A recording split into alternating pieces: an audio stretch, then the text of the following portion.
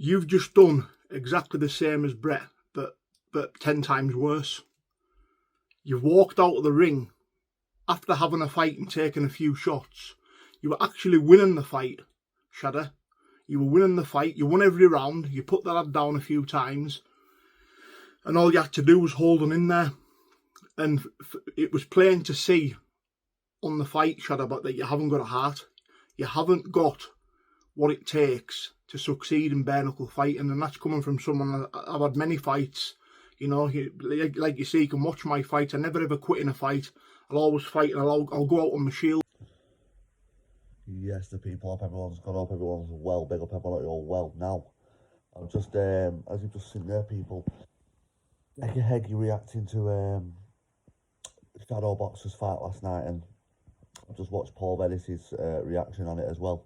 I'll post Paul Venis' reaction at the end of this video, people, but yeah, Shadow Boxer absolutely let down, and for me personally, people, yeah, you've got to remember, yeah, Shadow Boxer has been on this corner of YouTube for months and months and months, talking about how he'd knocked Danny Christie out, how he'd knocked Paul Venis out, how he'd knocked this guy out, how he'd knocked that guy out. That guy should never ever be allowed to mention the likes of Paul Venis and Danny Christie ever again. Because let's be honest, yeah, like, they're proven fighters. They go in there and they'll have it and they win. When it gets hard, they keep going. Even Decca's the same, you know, say what you want about Decca, but he can fight. Shadow Boxer, on the other hand, you know, has been banging on, like I say, for months and months and months, about how he'd do this person, how he'd do that person, but the next best bare knuckle fighter from Ireland, how he beat Tom Carty and all these people with professional boxers he'd seen beat. And he got absolutely destroyed by a guy that fought the night before as well. So this guy had already even fought. I found that out last night. This guy actually fought on Friday night.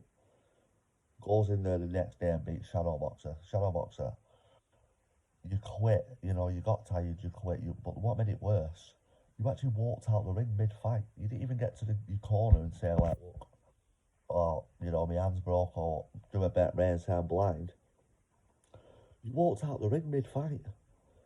You know, it was like, what have I just witnessed? As Paul Venis just said then, going from watching you fight on that, quitting and walking out the ring, to then going and watching Mike Perry versus Jeremy Stevens in the BKFC was just like, wow. But again, don't ever, in my opinion, you can't ever mention Danny Christie or Paul Venis in the same sentence as you fighting again. Or you can't even mention yourself fighting again. But I know it'll happen. He'll probably get the rematch, people.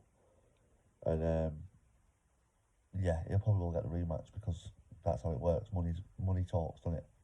But yeah, don't ever mention Paul Venis, Danny Christie, because you're a letdown. Go on no longer, and he quit. Now, Shadow Boxer turned up, fair play to him. You know, Shadow Boxer gave it a go, fair play to him. You know, he was meant to fight Brett May, but the opponent changed, so fair play to Shadow Boxer. Respect where respect is due. But you quit. Therefore, you're a quitter.